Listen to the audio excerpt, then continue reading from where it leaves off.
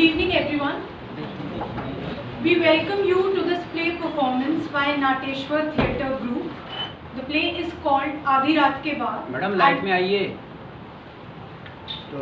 Light ही नहीं. Thank you ma'am.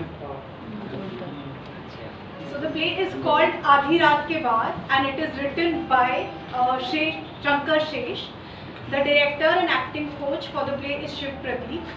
The duration is 1 hour 20 minutes. And we request you to switch off your mobile phones, so please keep them on silent and enjoy the show. Thank you. Thank you.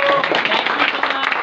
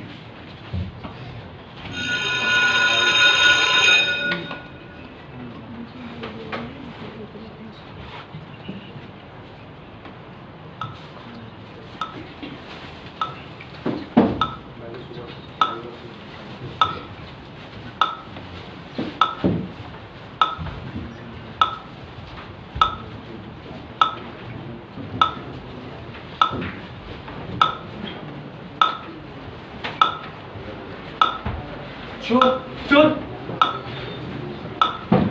इधर ही घुसा, इधर ही भीड़ में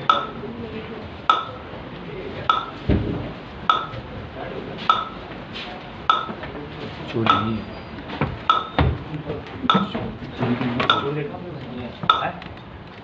चोर है. उसके हाथ में एक बैग था भाई, देखो चोर. अपना मोबाइल से इधर ही आता ना. वो गली में ये है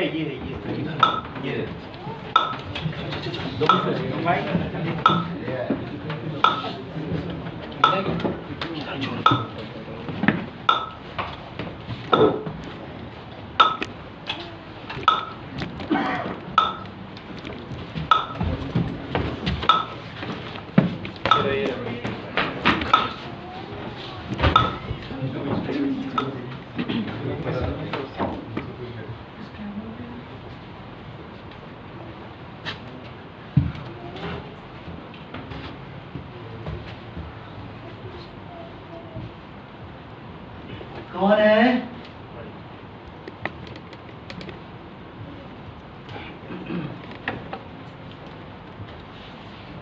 कौन है?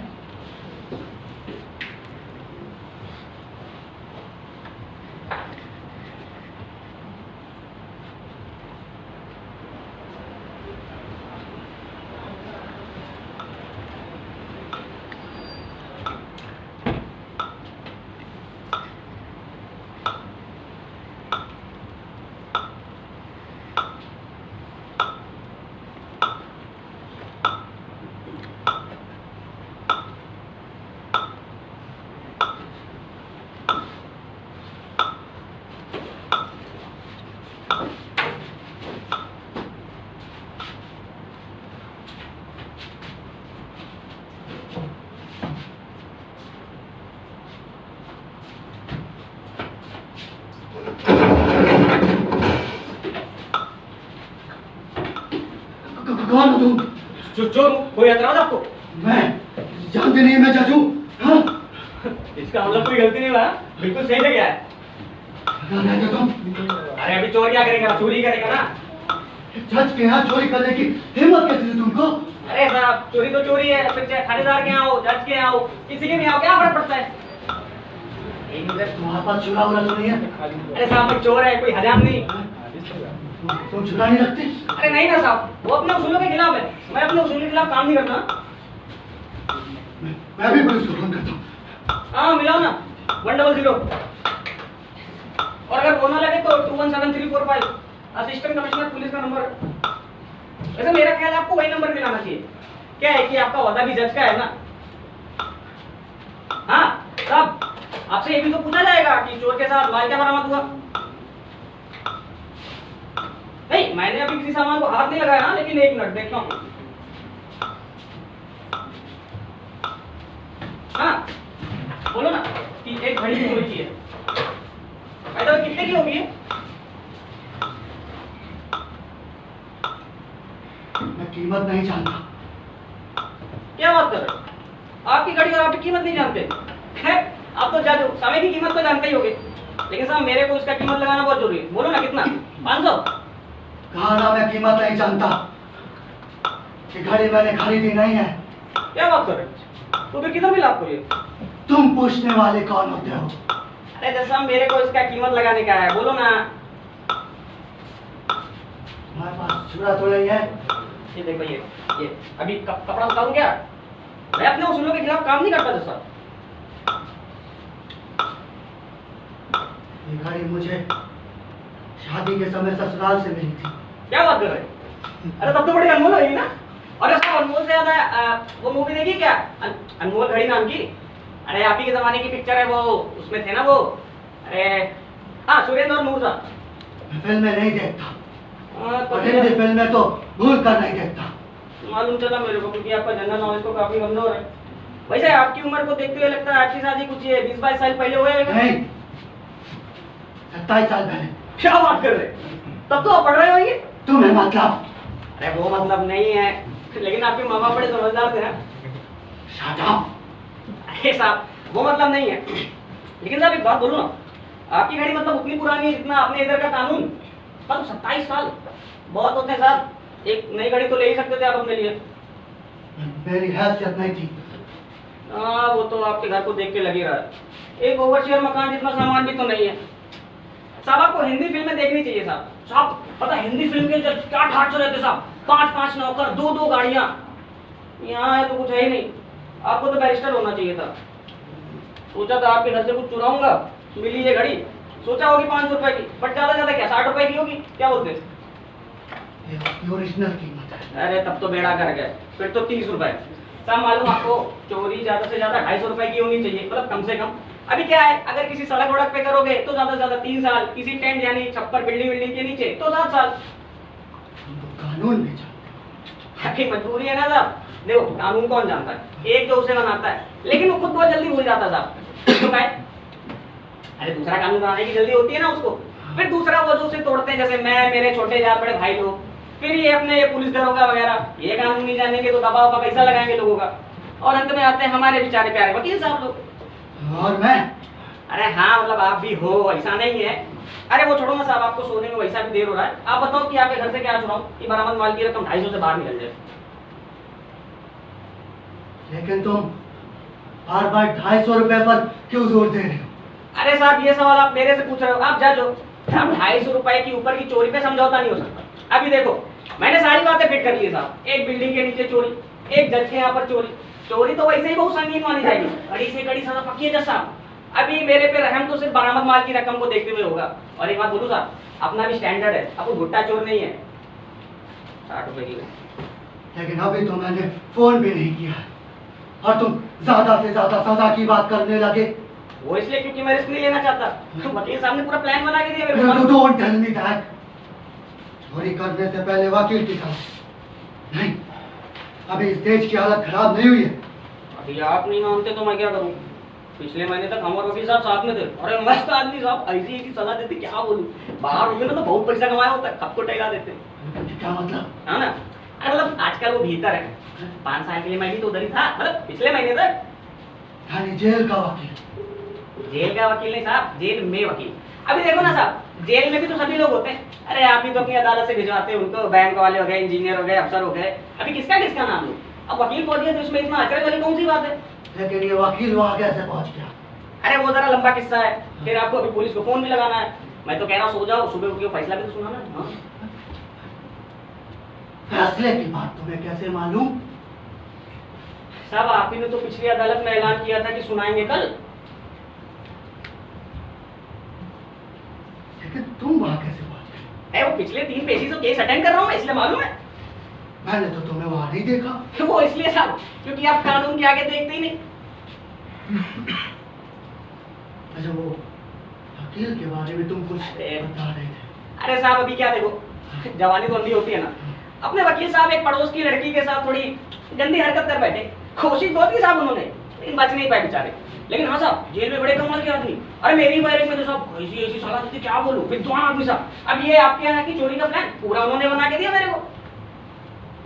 लेकिन तुम्हें जेल जाने की इतनी जल्दी क्यों है?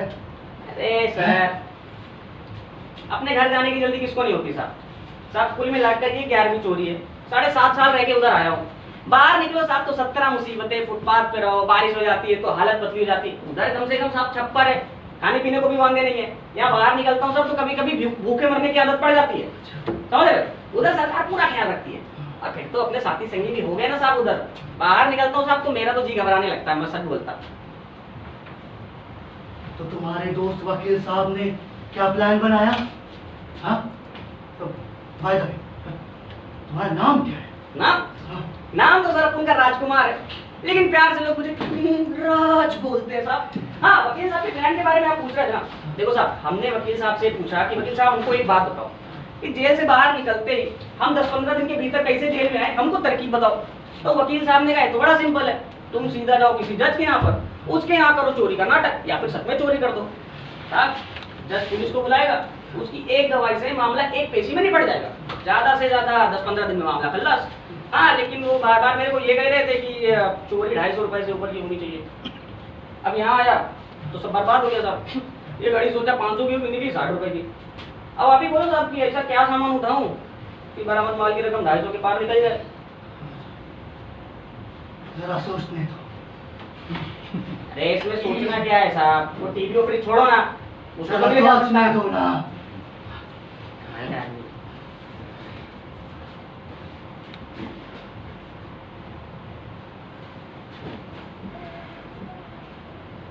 कमाल है साहब, आपके यहाँ 250 रुपए के ऊपर की कोई चीज ही नहीं है। वही तो सोच रहा हूँ, ऐसा सिंगल आइटम जिसकी कीमत 250 रुपए से ज्यादा हो। ऐसा करो, किचन में मिक्सी रखी है। वो चक्की बिजली वाली। अरे साहब उधर जेल में भी चक्की, इधर भी चक्की, माई बाप कुछ और बोलो ना। और तो कुछ याद नहीं आता। मैं ही ढूंढ लेता हूँ। 8-10 किताबें, 250 हो जाएगा। किताबों की चोरी? ए साहब मैं देखता है, इधर कुछ है क्या? इधर भी कुछ नहीं है। ऐसे कैसे चल रहा है?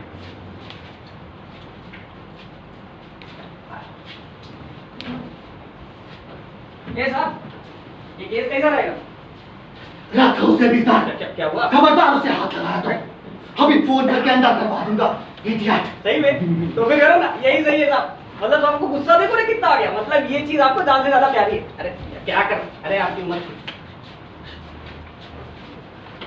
साहब, वो उसके अंदर पूरा सोने का है ना मैडम? बोलो ना साहब, फिर तो कम से कम 5000 का होगा ना?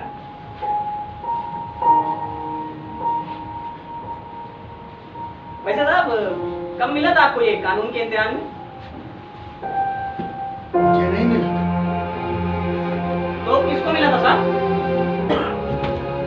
मेरे बेटे को मिला था। नहीं, इंजीनियरिंग में फर्स्ट क्लास फर्स्ट आया था। क्या बात कर? तो अभी अभी कहाँ है वो आजकल? हाँ, अमेरिका चला गया होगा। सारे होशियार लोग देश छोड़ के अमेरिका चले जाते हैं। नहीं तो तू वही गया होगा और क्या? नहीं अच्छा, किसी दूसरे शहर चला गया क्या? नहीं, अब बहुत दूर चला गया। सॉरी सर, मैं इतना भी नीच नहीं है सर कि आपके बेटे की आखिरी निशानी आप ही चुरा लूं। अरे ये वकीलों की सलाह तो साहब कभी कभी गलत भी हो जाती है ना। मैं ये घड़ी से काम चला लूंगा साहब। हाँ, घड़ी से। आप पुलिस को फोन करो साहब। सॉरी। हाँ, अरे लेकिन साहब वो जब तक ये मुकदमा चलेगा तब तक तो ये घड़ी पुलिस के पास रहेगा। फिर आप क्या करोगे तब तक? नहीं मतलब मेरा मतलब है कि आपको दिक्कत हो जाएगी ना साहब। एक काम करो साहब, आप ये भी रख ही लो। तो फोन पर क्या कहूँ? तुमने कुछ चुराया ही नहीं। अरे साहब मैं चोरी करने के इरादे से आया भी नहीं था। तब अरे साहब मैंने सोचा कि अगर जेल जाने में थोड़ी आसानी हो जाए तो क्या बुराई है। अभी देखो ना साहब, अभी अगर मैं यही दोनों चोरी सड़क पर करता तो लोग पकड़ लेते और मारते बहुत साहब। उस समय तो हर कोई शेर हो जाता है साहब। उस मार से तो अच्छा है 6-4 महीने जेल चले जाओ, फिर साहब पुलिस कस्टडी, अदालत की पेशी, सब सच बोलूं ना बड़ा वक्त लग जाता है, बड़ी तकलीफ हो जाती है। तो अचानक वो वकील साहब की सलाह याद आई तो मैंने सोचा क्यों ना काम आसानी से हो जाए। और उन्होंने साहब फोन, लेकिन तुमने जो कुछ भी किया उसे चोरी कैसे कहूँ? मतलब मेरे सामने ही घड़ी उठा ली, फिर उसे वापस कर दिया। मेरे सामने ही मेडल उठाया, वो भी वापस कर दिया। और फिर तुम्हारे पास तो छुरा भी नहीं है। अरे लेकिन मैं आपके घर में चोरी करने के इरादे से तो आया था। आया था कि नहीं आप बोलो? हाँ। नहीं नहीं नहीं, तुम सिर्फ जल्दी से जल्दी जेल जाने के इरादे से आए थे। हाँ। अरे साहब लेकिन मैं आपके घर में गैर कानूनी तरीके से घुसा ना, और कानून तो मैंने तोड़ा ही है। और वो जो रैक गिराई थी वो भी जानबूझ के गिराई ताकि आप मेरे को पकड़ लो और पुलिस के हवाले कर दो। अब लगाओ फोन। हाँ हाँ, तुम पर किसी के घर में गैर कानूनी ढंग से घुसने का आरोप लगेगा। हाँ तो लगाओ ना फोन, ये तो चाहता हूँ मैं। फोन तो करूंगा ही, छोड़ थोड़ी दूंगा। लेकिन अदालत में गवाह के रूप में क्या बताऊंगा? हाँ। अरे तो बड़ा सिंपल है, देखो मैं करके बताता है। आप क्या करता हूँ देखने बोलो। जज साहब, मैं एक भला रात को सो रहा था, भला भला बजे मेरे घर में धप से गिरने की। अरे अभी करने भी नहीं देते, फिर बताओगे कैसे अदालत में? बोलो फिर। बहुत सारा सामान गिरने की। नहीं, उसके पहले तो कूदने की आवाज हुई। सुनने साहब, आगे बोलो। अरे बोलो कि नहीं बोलो? हेलो जज साहब, मैंने बत्ती जलाई तो वहां कोई नहीं था। फिर मैं बत्ती बुझा के वापस हो गया। भाई दवे, उस समय तुम कहाँ थे? ठीक, आपके पीछे। पीछे। पीछे को देखता रहेगा। हाँ, फिर आगे आप क्या बोलेंगे? आगे आपको कहना है कि जज साहब, फिर थोड़ी देर बाद बहुत सारा सामान गिरने की आवाज हुई। हाँ, और जब मैंने बत्ती जलाई तो ये आदमी मेरे सामने खड़ा था जज साहब। इसकी आंखों में हिंसा थी जज साहब। ऐसा लग रहा था कि ये मुझे खा जाएगा। मैंने सोचा चिल्लाऊं चोर। इसने कहा एक हाथ मार के तेरा सर फोड़ दूंगा, चुप हो जा। जज साहब मैं बहुत डर गया, मैं चुपचाप बैठ गया जज साहब। फिर ये आदमी मेरे पूरे घर की तलाशी लेने लगा जज साहब। और जैसे ही ये किचन की तरफ गया जज साहब, मैंने इसे धक्का दिया, किचन का दरवाजा बाहर से बंद किया। सोचो जज साहब, अगर मैंने हिम्मत से काम न लिया होता तो ये खतरनाक आदमी न जाने क्या करता। जज साहब, ऐसे लोगों को कड़ी से कड़ी सजा होनी चाहिए। वगैरह वगैरह बोलना है आपको, और क्या? लेकिन ऐसा कुछ नहीं हुआ। अरे जज साहब देखो मैं बोलता। कहानी क्या क्या बोलता अरे है? कहानी तो बनानी पड़ती है ना। अभी देखो चोर है तो खतरनाक निगाहों से देखेगा, उसकी आंखों में हिंसा होगी, मारने की धमकी देगा वगैरह वगैरह। और फिर वो अपनी एंड वाली जो फेमस पिक्चरों में भी तो देखते हैं, ऐसे लोगों को कड़ी से कड़ी सजा होनी चाहिए। बोलना पड़ता है, आप ही बोलना। लेकिन ये सब झूठ है। अरे जज साहब, स्टोरी तो ऐसा ही बनता है ना साहब। अभी देखो, नहीं मेरी बात सुनो। आप जब अदालत में जाते हो तो आपको भी तो दो तरफा कहानियां सुननी पड़ती है कि नहीं? एक सरकारी वकील, एक बचाव वकील। ये कहता है मारा, ये कहता है नहीं मारा, ये कहता है किया, ये कहता है नहीं किया। आप ही तो दोनों में से असली स्टोरी देखते हो कि नहीं देखते हो, फिर फैसला सुनाते हो।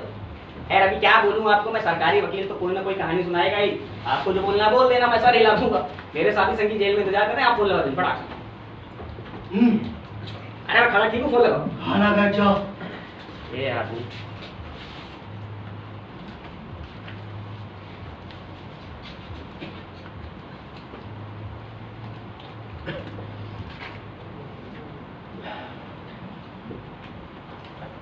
Double zero.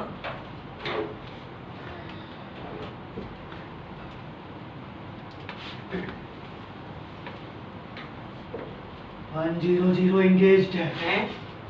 खैर वो तो हो गई। आप मिलाओ 217345 असिस्टेंट कमिश्नर पुलिस।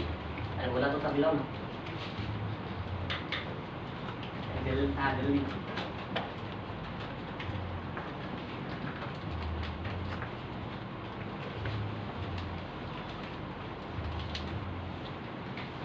हाँ। No response. अरे अभी ये क्या मुसीबत है? सो गए क्या सारे के सारे? अच्छा वो छोड़ो, आपके पास कार है क्या? नहीं। थोड़ा इधर आके खड़े हो ना। तो ऑफिस कैसा जाते हो? ट्रेन से। लेकिन तुम गाड़ी के बारे में क्यों पूछ रहे हो? जज होके आप ट्रेन से ऑफिस जाते हो? अरे मेरे दिमाग में एक आइडिया आया था कि अगर आप अपनी गाड़ी में बैठा के मेरे को पुलिस स्टेशन ले चलते तो क्या रहता? अरे अभी दूर है ना, तो पैदल तो जा नहीं सकते हम लोग। टैक्सी पकड़ू क्या? अरे भरोसा करो, भागूंगा नहीं, मेरे को तुझे जाना ही है। हट जाओ। अरे कैसा ट्राई करो ना एक बार। मैं खुद कर लूंगा, बार बार बोलने की जरूरत नहीं। अभी मैं क्या करूँ इधर बैठ के? जो पूछता जाओ उसका जवाब दो। अदालत की कार्रवाई चालू है क्या इधर? नहीं। तो कहा ना चुपचाप बैठे रहो और जो पूछता जाओ उसका जवाब दो। एक सवाल मैं पूछूं, अगर आप बुरा नहीं मानो तो? पूछो। नहीं, अगर आप बुरा नहीं मानो तो ही पूछूं, नहीं तो नहीं हाँ, ना पूछो। अच्छा, ठीक पूछता हूँ। आप इधर अकेले रहते क्या घर में? हाँ। वो चाची जी ने, सॉरी मेरा मतलब आप अभी आप जज हो, उनको क्या आपको मैं तो जो मुझे क्या मालूम, वो नहीं है क्या?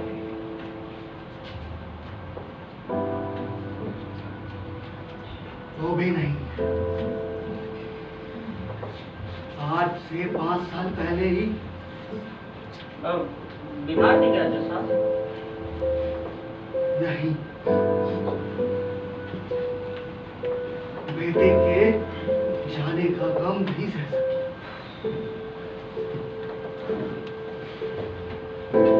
फिर तो बड़ी तकलीफ होती होगी आपको, मतलब? नहीं, कुछ खास नहीं।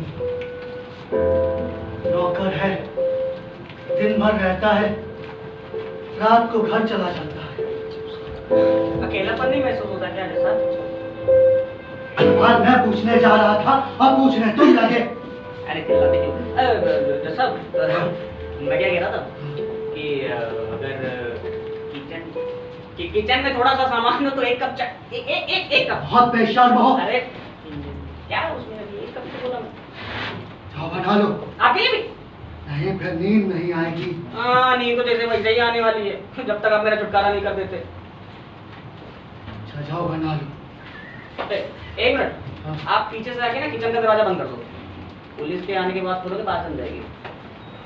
पुलिस के आने तक तुम क्या करोगे किचन में? अरे मैं क्या करूंगा? हाँ। चाय बना के चाय पीऊंगा, कुछ खाने को होगा तो खाऊंगा, और फिर भी पुलिस नहीं है तो सो जाऊंगा। क्या करने का है? तुम चोरी जैसी बात को इतना नॉन सीरियसली कैसे ले सकते हो? अरे साहब, इतना बड़ा एक्सपीरियंस है मेरे को चोरी का। अब सोचो ना, कुल मिलाकर 11वीं चोरी, हर बार एक नया अनुभव होता। अब एक बार मैं एक प्रोड्यूसर के यहाँ पर चोरी करने के लिए घुसा। हाँ साहब, उस चोरी के लिए मैंने बड़ी प्लानिंग की थी साहब। हर चीज को एक प्लानिंग जरूरत होती है ना, सिस्टमैटिक ढंग से, वैसा किया मैं। अब ये मत कहना कि तुम्हारे साथ जेल में कोई प्लानिंग एडवाइजर भी था। अभी हर जगह तो सही आदमी नहीं मिलता ना साहब। खैर वो छोड़ो, मैं बताता हूँ आगे। साहब मैंने उस घर के नौकर को फंसाया। वो इधर आया था बम्बई में हीरो बनने के लिए, बन गया घरेलू नौकर। मैंने उससे दोस्ती बढ़ाई, उसको ले गया 5 स्टार होटल में, लंच वंच कराया। उसने मेरे को बोला कि अगर सारा काम सही हो जाएगा तो वो बन जाएगा प्रोड्यूसर। हमारे उसके बीच में 50-50 का डील हुआ। मैंने कहा बन जाओ, चाहे प्रोड्यूसर बनो चाहे जो बनो, हमको क्या, अपना 50% मतलब है साहब। फिर वो खुला, नहीं आप सुनने रहे थे इसलिए बोला। फिर वो खुला, उसने मेरे को बताया साहब, मालूम क्या? उसके मालिक के किचन के नीचे बहुत बड़ा संग्रह। आगे तो आप समझ ही गए होंगे।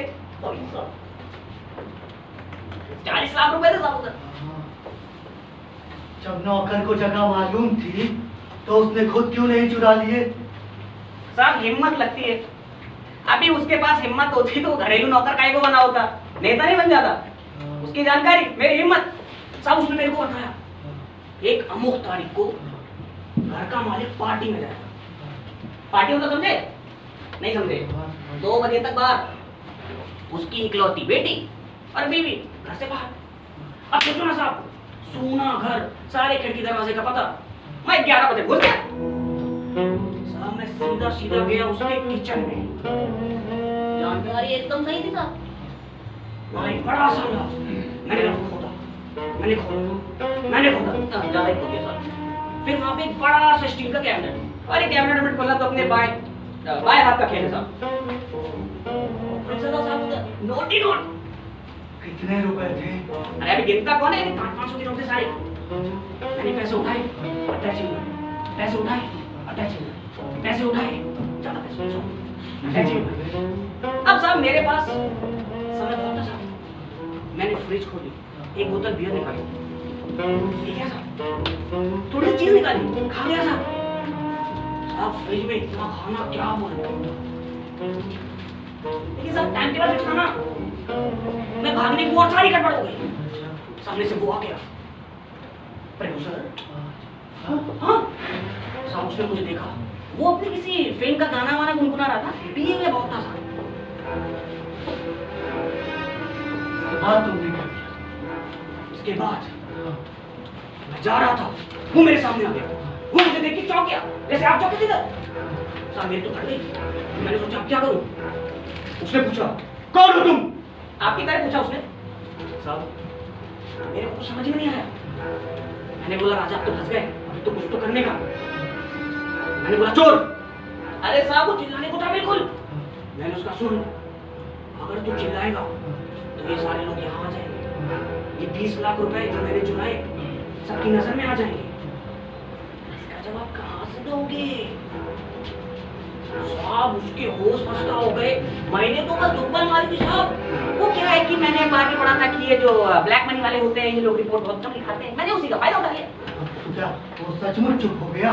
अरे साहब वो मेरे को किचन के दरवाजे के अंदर बंद कर रहा था। मैंने बोला सुन, अदालत में बताऊंगा कि तेरे घर से मैंने, उसके घर से मतलब 20 लाख रुपए चुराए और पैसे छुपाने की पूरी ज्योग्राफी समझाऊंगा सबको। साहब उसने मुझे बड़ी इज्जत से बाहर निकाला। मैं भी ताव खा के बाहर आया, समझाऊं क्या? और बोला सुन, अपनी जेब में रिवॉल्वर है, अगर अरे मतलब तो धमकाने के लिए बोलता हूं, ऐसी चीजें रखता थोड़ी हूं मैं। लेकिन तुमने मुझे क्यों नहीं धमकाया? एक तो आपके सवाल, अरे आपके यहाँ पे तो जल्दी जेल जाने के लिए आया था ना, धमका के करता भी क्या? आगे क्या? तो उसने फोन किया होगा ना पुलिस को? अरे हाँ, आप करो ना पुलिस को फोन। नहीं, पहले अपनी बात पूरी करो। मजा आ रहा है ये बात में? मजा आ रहा है। बोलो। अरे मैं जानता हूँ साहब, चोरी डकैती हत्या बलात्कार इनके बिना तो कोई अखबार चलता ही नहीं है। फिर साहब हुआ क्या सुना साहब? हम दोनों उसके हॉल में आ गए साहब। अरे हॉल क्या महल था साला काफी देर से डालने की कोशिश कर रहा, मैं निकल ही गया साहब। उसने मेरे से बोला ये बैग मुझे दे दो, मैं पुलिस में कंप्लेन नहीं करूंगा, तुम जेल जाने से बच जाओ। साहब मेरे को 1 मिनट में समझ में आ गया, एक चोर नहीं है, दोनों चोर बात कर रहे हैं। मेरा ताव खाना बड़ा स्वाभाविक था साहब, आप नहीं वो हम दोनों चोर। मेरा ताव खाना बड़ा स्वाभाविक था। मैंने कहा तू पुलिस को फोन कर, मैं इस 20 लाख के साथ जेल जाना चाहता हूँ। पहले पुलिस आएगी, फिर अखबार में आएगा, फिर आएंगे इनकम टैक्स वाले, पूछेंगे कि इतना पैसा कहाँ से आया, तो क्या जवाब दोगे? परेशानी होगी वो अलग, दिक्कत होगी वो अलग, फिल्में रुक जाएंगी अलग। अरे किसको क्या जवाब दोगे? तब उसने क्या कहा? क्या कहता साहब वो? उसके माथे पर पसीना आ गया और बहुत उसके कांपने लगे। मैं समझ गया फंस गया साहब, मैं समझ गया कि फंस गया। अब निचोड़ो जितना निचोड़ना है। मैंने उसका बोला अंत में कि देख अगर तू फोन नहीं करता तो मैं करता हूँ, मेरे पास असिस्टेंट कमिश्नर पुलिस का नंबर है, मैं उनको फोन करूंगा, इनकम टैक्स वाले को फोन करूंगा। साले इधर मैं अंदर जाऊंगा, उधर तू अंदर जाएगा। तब उसने क्या कहा? उसने कहा लेट अस कॉम्प्रोमाइज, यानी समझौता करते हैं। हाँ हाँ, इतनी अंग्रेजी आती है हमको। आपको समझौता क्या हुआ? समझौता क्या हुआ साहब? वो मेरे से कहता है 5000 रुपए लेने और चले जाओ। तो तुम मान? अरे ऐसे कैसे मान जाता साहब? मैंने कहा कम से कम 5% तो होना चाहिए ना। हाँ, और मेरे को मालूम था वो देता, उसका बाप भी देता, कैसे नहीं देता। तो उसने क्या 1 लाख रुपए दिए तुमको? वो देता कैसे नहीं? हमने अटैची बोली 1 लाख रुपए निकाले, टेलीफोन का तार काटा, दरवाजा बाहर से बंद किया, उसको गुड नाइट बोल के चले गए, हमको बिना चोरी किए मिल गया 50,000। लेकिन तुमने चोरी की? हाँ हाँ, और उसने क्या किया? बिजनेस।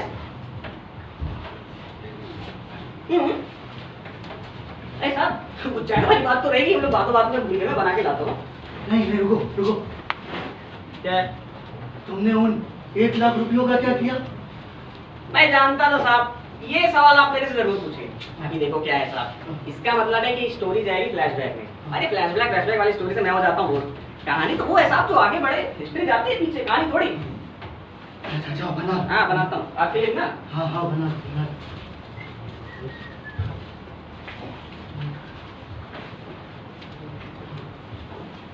अब आप चीनी लेंगे क्या? हाँ ले लूंगा। साहब फोन लगाओ ना, 100।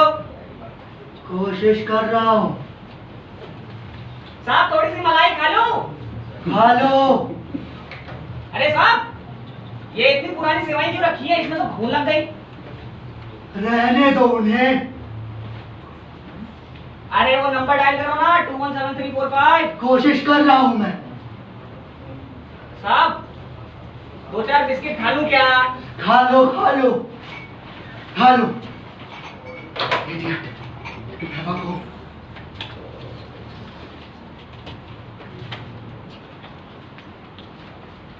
अरे लो चाय। अब पी के बोलो कैसी बनी है।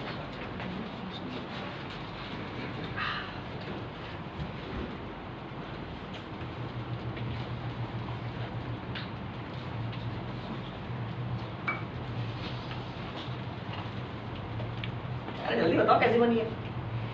चाय अच्छी है। हाँ होगी ना साहब, पूरे 1 साल का तजुर्बा है मेरे को।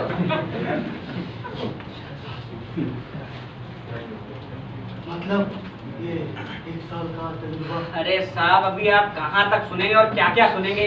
एक तो ये टेलीफोन ने पूरा प्लान चौपट कर दिया।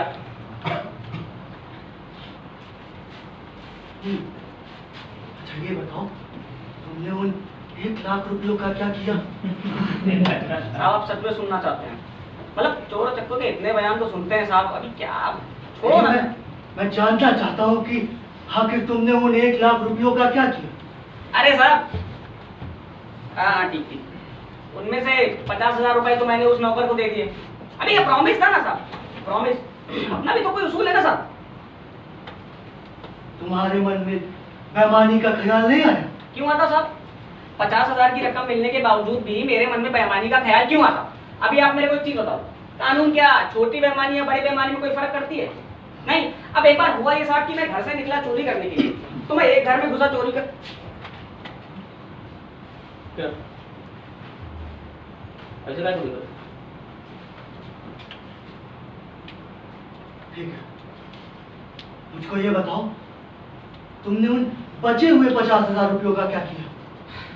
आप अपना मुद्दा बिल्कुल छोड़ते नहीं हो ना। अरे साहब वो किस्सा जरा लंबा है और उतना थ्रिलिंग भी नहीं है, इस वजह से मैं सुनाना नहीं चाहता। नहीं नहीं सुनाओ मुझे।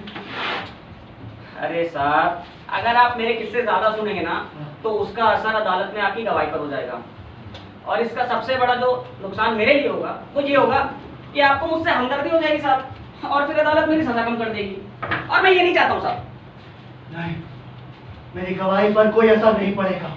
हाँ। आप कभी गवाह के कटघरे में खड़े हुए हैं? नहीं। है ना साहब, हर चीज को एक तजुर्बे की जरूरत लगती है, आपको है नहीं। अब देखो एक बार क्या हुआ साहब कि मैं एक घर में घुसा चोरी करने की, घुसना ही पड़ता है चोर जो हूँ। इधर उधर देखा साहब तो ऐसे ही फटे पुराने फर्नीचर, किचन में देखा तो 2-4 एल्युमिनियम के बर्तन, खिड़की पे कपड़े सूख रहे थे।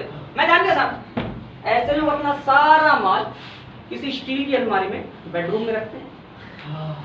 तो तुम तो वापस चले आए हो। अरे ऐसे कैसे चला आता, फिर चोर किस बात का? मैंने बेडरूम के दरवाजे पर काम लगाया। ऐसा तो उधर से वो एक स्त्री और पुरुष की आवाज आ रही थी। अरे नहीं ना साहब वो ऐसा नहीं है। अरे छोड़ो, मैं वो 50,000 रुपए के बारे में बताता हूँ मुझे क्या। नहीं पहले इसे सर वो अल्फाज आपके औहदे और आपकी उम्र के लिए सही नहीं है, मैं इसको मैं सुनना चाहता हूँ। अच्छा सर ठीक है, वो सब आपने इतने रेप केसेस सुने तो आपको इतना बुरा ना लगे। वो जो पुरुष था ना साहब, तुम बताते क्यों नहीं? वो पुरुष कह रहा था कि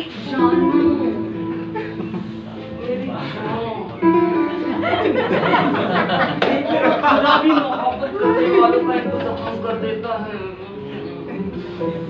तुम्हारे पति की नाइट शिफ्ट बताती और मैं जन्नत में और उस पे वो स्त्री ने क्या बोलूं साहब वो क्या कहा? उसने उसने कहा अरे डैश डैश अरे छोड़ो ना सर ये डैश डैश क्या है? अरे सर वो अल्फाज आपकी उम्र के नहीं है सर नहीं, मैं सुनना चाहता हूँ। सुनना चाहते हो तो सुनिए फिर उसने कहा जानू राजा मेरे बालों मेरा पति नपुंसक है तो अपने चारों में किससे करता रहता है राजा तूने मुझे जन्नत का सुख दिया क्या हुए तो बातचीत चलती रही और तुम सुनते रहे। ऐसे ही इंटरेस्टिंग बात कौन नहीं सुनेगा चोरी तो डेली लगी रहती चोरी तो करता ही है अभी क्या पूछ रहे हो हाँ अब आपकी एक सेकंड। लेकिन दरवाजा तो भीतर से बंद था, तुम चोरी कैसे कर सकते थे? यही तो आपका जजमेंट गलत हो गया ना साहब अभी तो साहब मेरे को मालूम था ये जो औरत है ये बाजू के घर में रहती है इसका मर्द मतलब आपने इसका मर्द नपुंसक था तो ये वाला आदमी इसको घुमाता फिराता साड़ी पहनाता जेवर वगैरह पहनाता तो इस जानकारी का फायदा क्या? अरे साहब मेरे को इनकी बातचीत से इतना पता चल गया था कि अभी ये थोड़ी देर में आदमी अलमारी वैसे खोल खाल के इस औरत को इसके घर पहुंचाने जाता मेरा ये मौका अपने आप साफ था तो क्या तुम्हारा अंदाजा सही निकला? अरे बेशक सही निकला वो दोनों है साहब मैं एक कोने में दुबक गया जैसे ही बाहर गए मैं बेडरूम में गया मैंने सारे पैसे जेवरात उठा लिए कुल हाँ 15,000 का माल था साहब लेकिन इससे गवाही पर क्या असर था? मतलब तुम तो पकड़े ही नहीं गए ना? अरे पकड़ा कैसे नहीं गया साहब सब देखो ना इस गधे ने कंप्लेन कर दी गधापन आगे बढ़ा इसने ऊपर तक हल्ला मचा दिया अभी पुलिस वाले तो जिसको पकड़ना चाहते पकड़ ही लेते ना साहब चोरी का माल बेचते समय मैं भी पकड़ लिया गया लेकिन इसका गवाही से क्या संबंध? भाई बाप ये जो स्त्री थी ना साहब इसका मर्द हवालात में मेरे से मिलने को आया वो हाँ फिर उसने मेरे से जानते क्या बोला उसने मुझसे कहा भैया भैया मैं तुम्हारे पैर पकड़ता हूँ मेरी बीवी और उसके मतलब तुम्हारे में कुछ मत बोलना भैया मेरी बड़ी बदनामी हो जाएगी बदनामी हो जाएगी तुम्हारे आगे हाथ जोड़ता हूं। तो मैंने भी सोचा साहब कि ना उस औरत पर एक गैर वफादारी का मुकदमा और चल जाएगा अब मेरा मानना ये था कि अगर एक स्त्री ने मेरा मतलब उसके पति ने अगर उसको धोखा दे करके उससे शादी की जो कि नपुंसक था तो उसने अगर उसको धोखा दे करके देह से उठा लिया तो क्या गलत है बात चलता है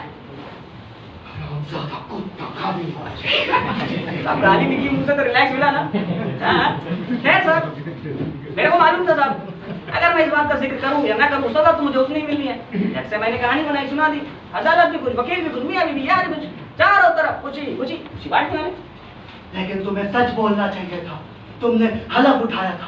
अरे आपकी हलफ भी बड़ी कमाल की चीज है हाथ में ले लो ना तो वहां से डर में निकल जाता है इसीलिए तो कहता हूँ मेरे किस्से मत सुनो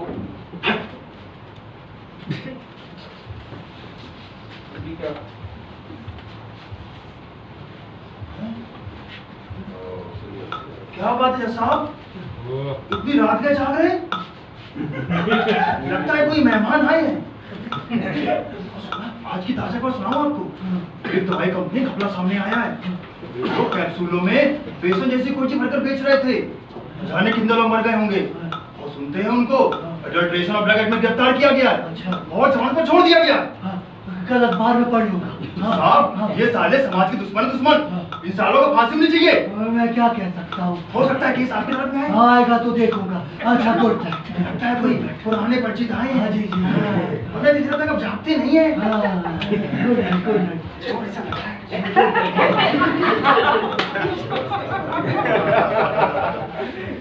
ये कौन ये इधर पहले बताओ कौन ये पत्रकार अच्छा पेपर वाले अरे ये पेपर वाले भी बड़े कमाल के होते हैं साहब एक बार ये लोग जेल चले आए जेल हाँ कह रहे हैं हमें कैदियों के हालात के बारे में छापना है। अरे पूरा दिमाग खराब कर दिया इन लोगों ने मेरा। तुम बात को भटकाने में बहुत उस्ताद हो। ये बताओ तुमने उन 50,000 रुपयों का क्या किया? अरे वो तो बताऊंगा, कहाँ भागा जा रहा हूँ। पहले आप मेरे एक सवाल का जवाब दो। अच्छा पूछो।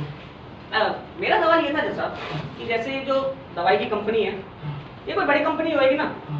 मैं मानता हूँ कि इन लोगों ने हो सकता हो कैप्सूलों में बेसन भर के भी बेच दिया हो सकता हो कि साहब हजारों लोग भी मर गए हो।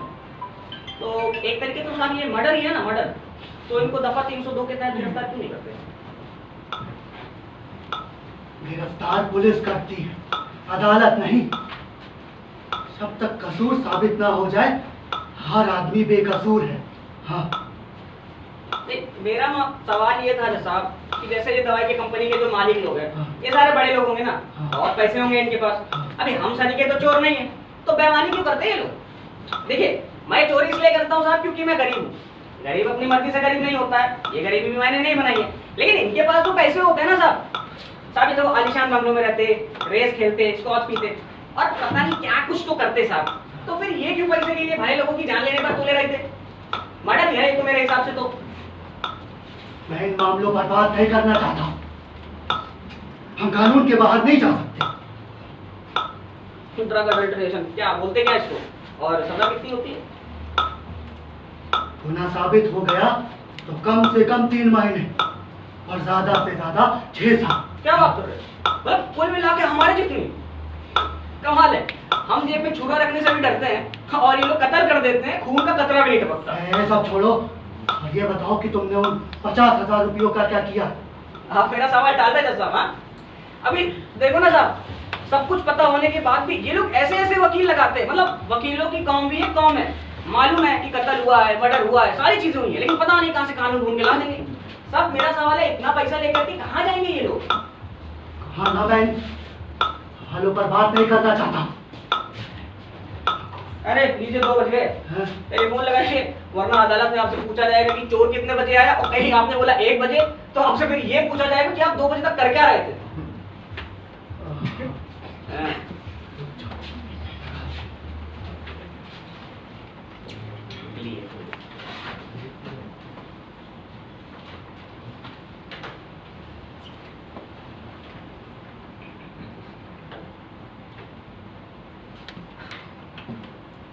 क्या हुआ?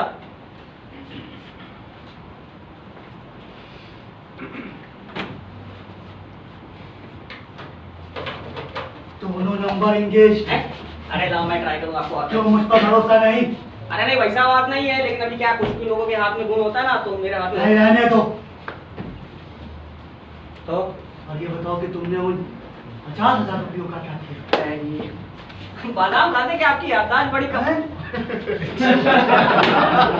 अभी तक आपकी बातचीत चल रही है। लगता है काफी दिनों बाद मुलाकात हुई है। ऐसा मैडम से बात भी जानते नहीं है। कोई खास बात? अरे कोई खास बात तो नहीं, नींद नहीं आ रही थी, सोचा कि घर पूरा कर डालूं। आजकल मुंबई में एक नया धंधा शुरू हुआ है। कौन सा? ये कि कुछ बिल्डर लोगों का पैसा मार रहे हैं, ब्लैक की रसीद होती नहीं है, बस मुकर जाते हैं। बेचारा गरीब आदमी करे तो करे क्या, दमदारी कर नहीं सकता। बिल्डरों ने गुंडे पाल रखे हैं, सो अलग।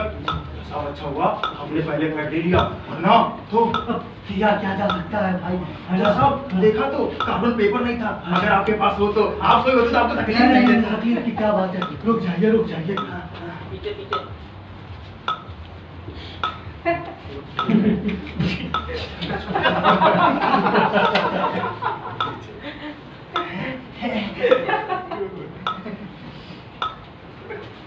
जी जी लगता है कि आपकी बातचीत लंबी चलेगी, तो कब कॉपी भिजवाऊं? नहीं, अरे हाँ ऐतराज ना तो बिल्कुल ऐसा क्या ही। अरे वाह, बड़े जिंदा नजर आते हैं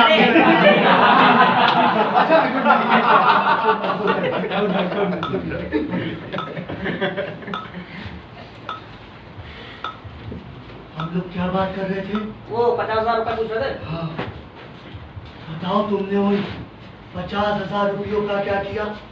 मतलब जब तक फ्लैशबैक खत्म होगा नहीं, फोन लगने वाला है नहीं। अरे साहब चल बताता हूँ आपको। बताओ। फ्लैशबैक में जाता हूँ साहब कि अपन को बिना चोरी किए मिल गए 50,000 रुपए। हाँ, यानी एक चोर की दौलत दूसरे चोर की जेब में। सब पैसे मिलते हैं ना, अपन ने सबसे पहले मन की भड़ास निकाली। मैं गया एक 5 स्टार होटल में, I had a lunch over there. Suit पहना, बैग उधर से बैठे और सूट, सलाम पे सलाम, सलाम पे सलाम। साहब ये अंग्रेज लोग ना सूट नाम की चीज बड़ी अच्छी छोड़ रहे हैं। इसको पहन लो तो साला एकदम जेंटलमैन वाला फील आता है। बाय द वे जेंटलमैन, आप कभी 5 स्टार होटल गए? मालूम था मुझे, ये आम आदमी लोग अपनी तनख्वाह पर तो 5 स्टार होटल जा नहीं सकते। लेकिन हाँ सर, एक चीज थी कि सूट बूट पहनने के बाद मुझे लगा कि उनको भी जेंटलमैन बनने का। हाँ, जाने तुम्हारे दिमाग में भला आदमी बनने की बात आई, यानी मेरा अंदाजा सही निकला। अभी ये भला आदमी किसको कहते हैं आप? कानून में तो उसका बयान नहीं है। मतलब कानून भी उसको बयान करने लायक नहीं समझता? जो कानून को मानता है वो भला आदमी है।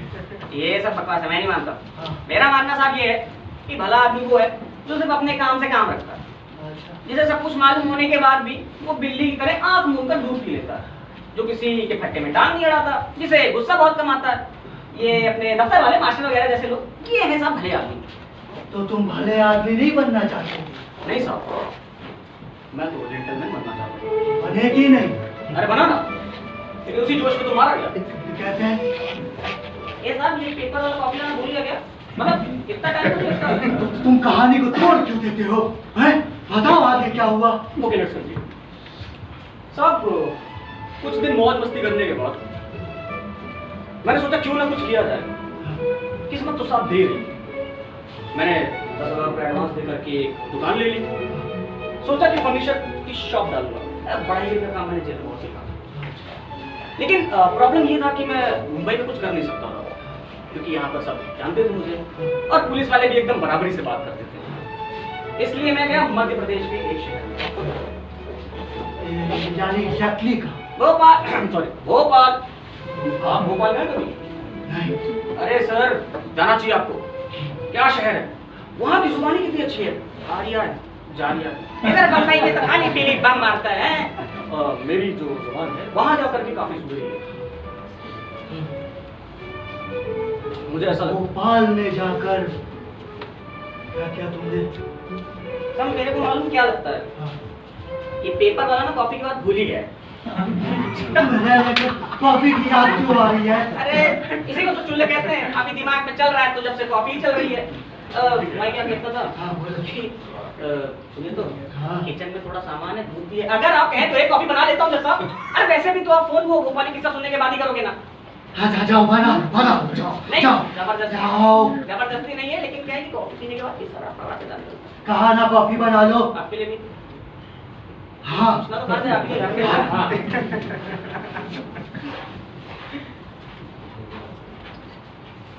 अरे कब तो ले जाने भूल गया, कैसे बनाऊंगा? हाँ, ले जाओ।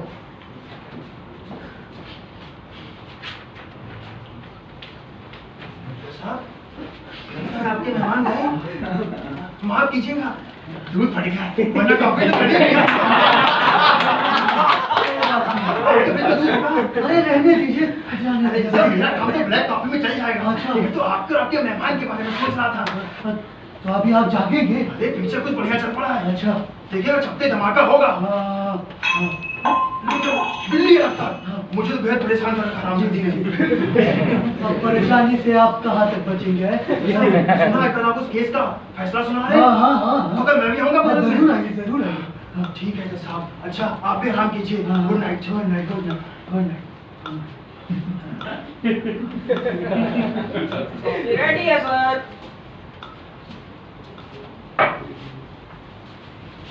स्पीकर देखिए बहुत बढ़िया बनाए मैंने। तुम हर बात में इतने नॉन सीरियस क्यों हो? अरे सर, सीरियस होकर के भी क्या हो सकता है, फिर वही ढाक के 3 बार। अब जिंदगी तो जीनी है, चाहे मस्ती से जियो चाहे सीरियस होकर जियो, हैं? अच्छा, भोपाल में जाकर क्या किया तुमने? अरे हाँ, भोपाल वाली बात तो रही। तो सर भोपाल में हमको मिले हमारे दोस्त रसूल भाई। क्या दानेदार आदमी साहब, जुबान जैसे मिश्री, 3 साल के लौंडे को भी कहते हैं। हाँ, रसूल भाई ने हमसे पूछा धंधा करोगे? हमने कहा नेकी और पूछ पूछ। बाय द वे रसूल भाई हमारे मुंबई के फुटपाती दोस्त हैं, मोहम्मद अली रोड। अच्छा, तो किस चीज का धंधा किया तुमने? फर्नीचर्स का, as I told you। हमने वहाँ पर जाके फर्नीचर्स की दुकान खोली। जेल में पढ़ाई करी, काफी सीखी थी। रसूल भाई की मीठी जुबानी, उनके कनेक्शन, धंधा चल पड़ा। और एक और बात साहब, हमने वहाँ पे सारे पेपर जो दुकान के अंग्रेजी में छपवाए, क्योंकि अंग्रेजी का बड़ा भक्का है उधर। अच्छा, आगे क्या? आगे साहब धंधा बहुत अच्छा चल रहा था।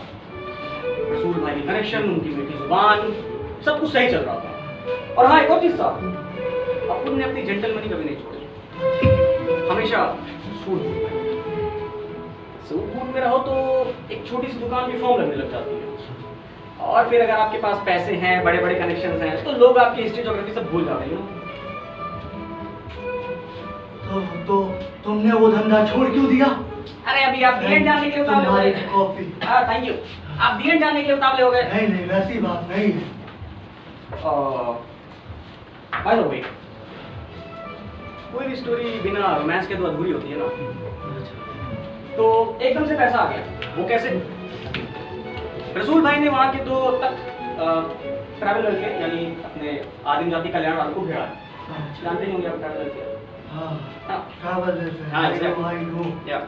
तो उनके क्या हॉस्टल्स चलते थे, उनके लिए 5000 तक कोशो बनाने की जिम्मेदारी हमें मिली।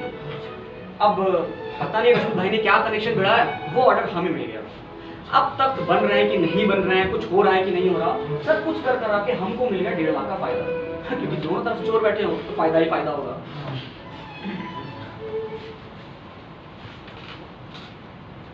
और फिर एक कॉन्ट्रैक्ट में एक ऑफिसर के आना जाना शुरू हो गया। यहाँ शुरुआत होती है रोमांस की।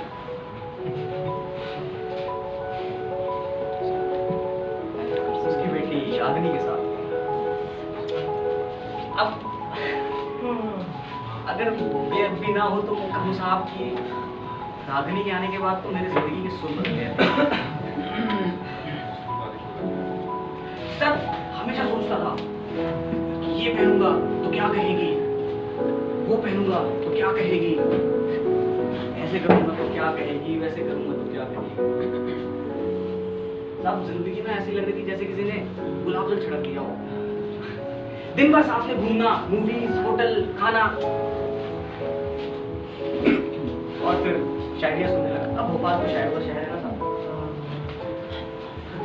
तो तुमने उससे शादी क्यों नहीं? हाँ? अब आप भी अंत में हीरो और हीरोइन को मिलाने चाहते हैं ना? नहीं नहीं, वैसी बात है। अरे लेकिन साहब जिंदगी फिल्म थोड़ी है। हाँ, सब कुछ सही चल रहा था साहब।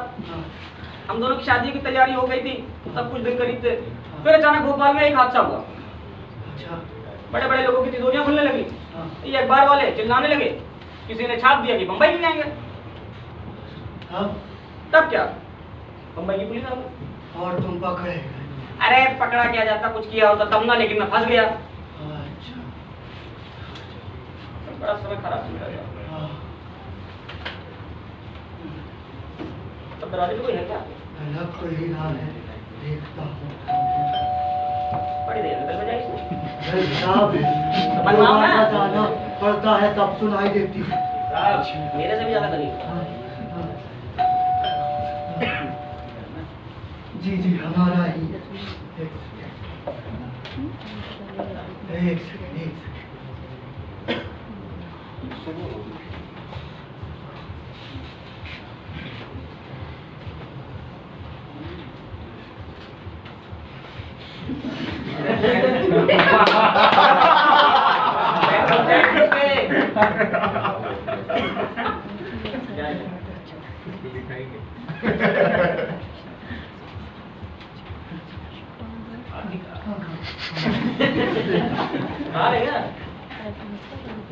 निकले दीजिए।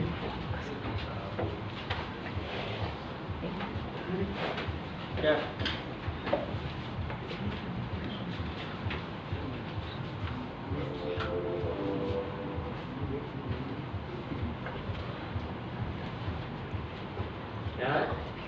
मेरी बेटी आ रही है। क्या बात कर रहे हैं? हाँ, टाटा नगर में रहती है। उसके पति वहाँ इंजीनियर है। बाल बच्चे? 2 छोटे छोटे। अरे बढ़िया है ना सर, कुछ दिन के लिए आपका भी सोनापन कम हो जाएगा। पूरे 3 साल बाद आ रही है। अब तो बच्चे भी बड़े हो गए होंगे, बड़े नटखट, पूरा घर सर पर उठा लेते हैं, चोर सिपाही का खेल खेलते हैं, खुद बन जाते हैं सिपाही और मैं बन जाता हूँ चोर। गाड़ी कितने बजे की है सर? गाड़ी सुबह 7:30 बजे की। चलिए तब तो ठीक है, जब तक तो टेलीफोन भी लग जाएगा मैं भी चला जाऊंगा। अरे हाँ, तुम्हारी बात तो रह ही गई। अरे जाने दो ना सर, वैसे भी तो तार आने के बाद आपके दिमाग में बेटी और बच्चे चल जाएंगे, और चलना भी चाहिए मेरे ख्याल से। नहीं नहीं, बेटी आ रही है तो आ ही जाएगी, लेकिन तुमसे बात करने का मौका फिर कहाँ मिलेगा? वैसे भी अदालत के बाहर पहली बार किसी चोर से बात हो रही है, शायद आगे बात ना हो।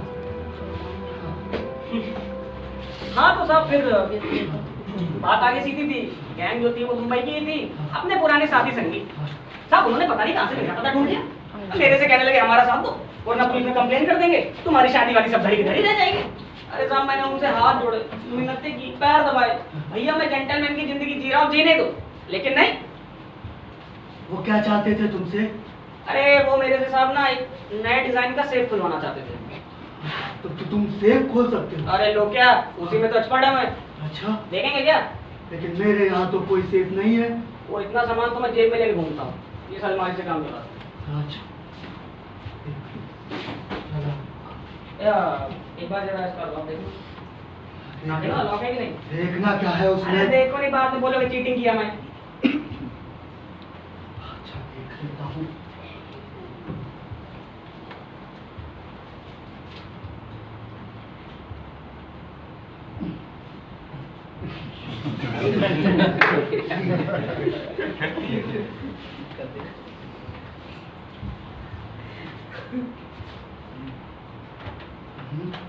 अरे चेक तो करने दो।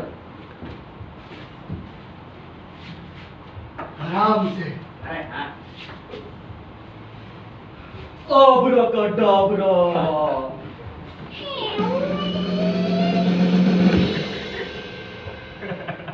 वाकई कमाल है।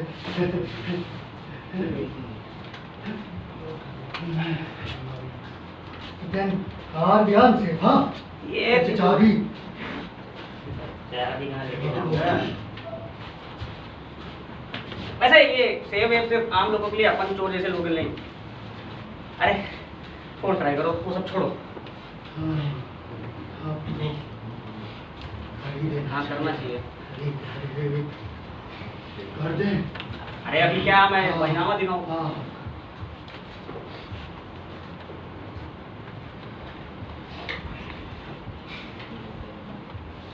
फोन तो डेड है। हाँ, ये कैसे हो सकता है? तुम खुद देख लो। हाँ अरे तो डेड है। हाँ, अरे पड़ोसी क्या से करेगा? कौन? अरे क्या बोल रहा हूँ, मैं भी पागल हो गया हूँ। वो भी यही सोचेगा कि चोर भी आपके यहाँ पे मेहमानदारी करते हैं। यार इस फोन ने तो पूरा प्लान ही खराब कर दिया। नहीं नहीं, तो तुम बेफिक्र हो, मैं रिपोर्ट जरूर करूँगा। पक्का? हाँ, ये मेरी ड्यूटी है। चलो साहब, हाँ, एक सवाल बड़ी देर से मन में आ रहा था, सोचा नहीं था पूछूंगा पर लेकिन अभी पीछे ही पड़ा। पूछूं क्या? पूछ लो। नहीं, कई लोगों से पूछा, कोई बता नहीं पाया, सोच रहा हूँ आपसे पूछूं, शायद आप जज हो, बता पाओ। जब तक फोन ठीक नहीं हो जाता और कर भी क्या सकते हैं, पूछो। साहब ये पाप और गुनाह में फर्क क्या है?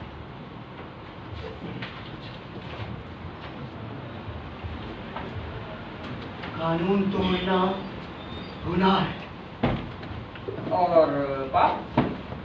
कानून की भाषा में ये शब्द नहीं आते। तो कहाँ आते हैं? पाप और पुण्य मनुष्य के अपने धर्म के शब्द हैं। खुदा का कानून तोड़ना पाप है। हाँ, इसका मतलब ये है साहब कि मैं गुनहगार जरूर है, लेकिन परमात्मा ने अपन को पापी नहीं होने दिया। सही है? आपकी बात क्या हुई? अरे वो छोड़ो, वो भोपाल वाली बात बताता हूँ। नहीं, पहले इसे अरे बताओ। मैं बताता हूँ तो फिर, अरे मेरे ही साथी संगी थे वो लोग, वो मेरे पीछे ही पड़ गए। सेफ खोलो, सेफ खोलो। सब मैंने भी सोचा कि अगर सेफ खोलूंगा तो फिर वही पुरानी जिंदगी, और रागिनी के साथ तो ये रहने नहीं देंगे। मैंने सोचा जैसे इतने गुनाह किए, एक और सही। सब मैंने सेफ खोल दी। साहब आप यकीन नहीं करेंगे, अरे इतने पैसे, सोने के बिस्कुट, क्या बोलूं, और सेफ जानते था किसका? एक समाज सेवक। माँ कसम, पहली बार जिंदगी में लगा अपन को कि समाज की सेवा करने से अच्छा कोई धंधा नहीं साहब।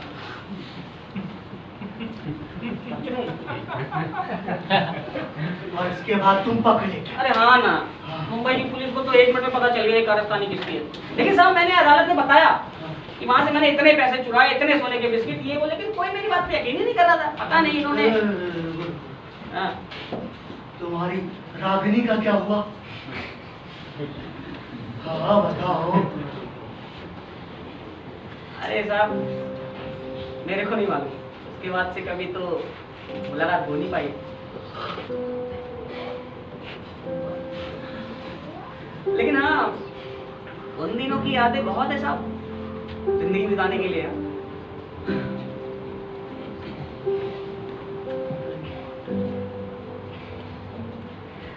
मेरा मानना है साहब कि अच्छा हुआ शादी नहीं हुई, वरना वो मेरे साथ, छोड़ो ना। बताओ। अरे छोड़ो, ये बताओ, अरे वो छोड़ो ना साहब आप, ये बताओ कि ये जो अभी आप कल फैसला सुनाने जा रहे हो, इसमें क्या हुआ है, पाप या फिर गुनाह?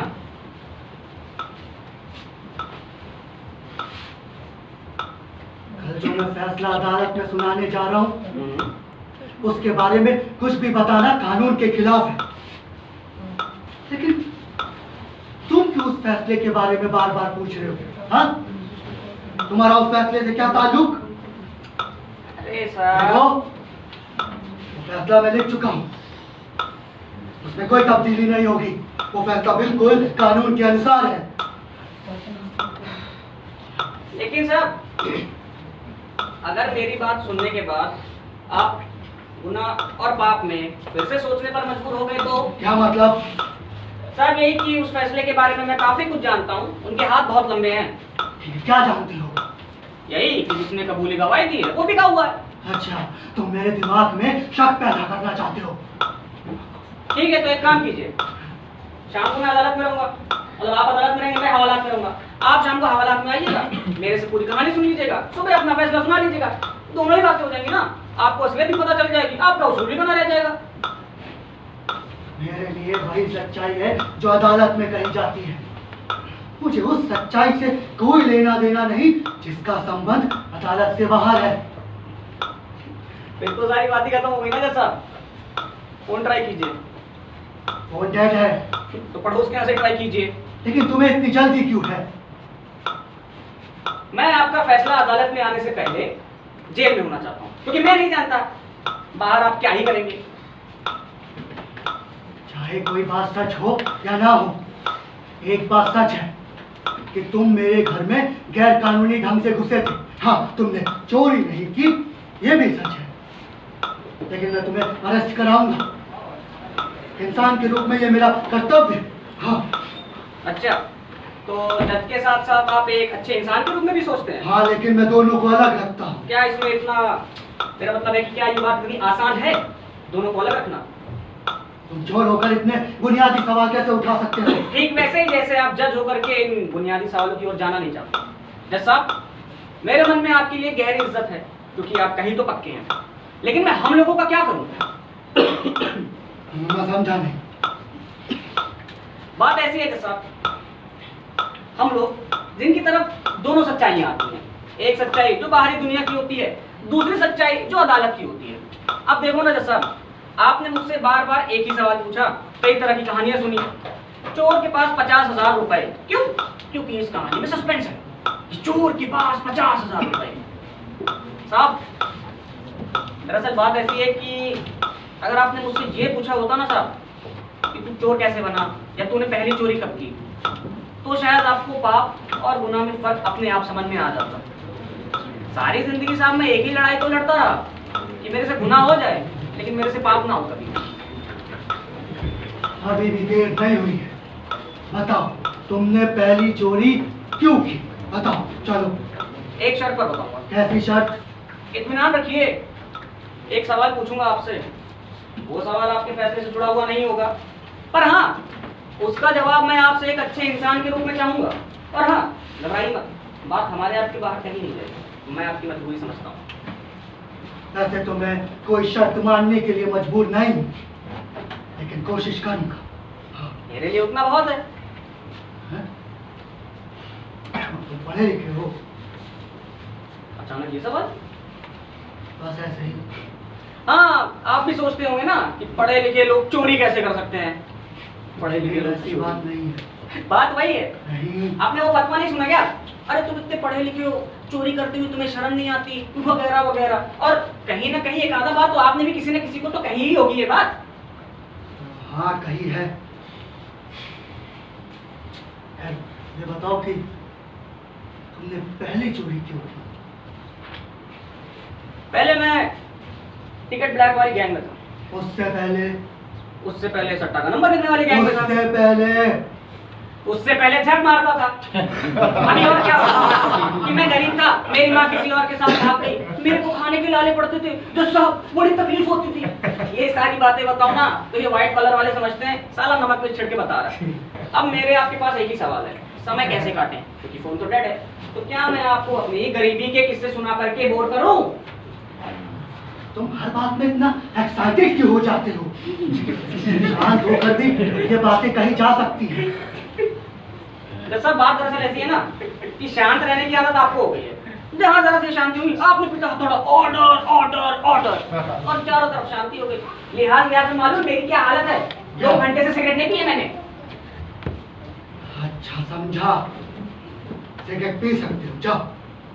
आपको बुरा नहीं लगेगा? मुझे क्यों लगेगा, पहले मैं भी तो पीता था।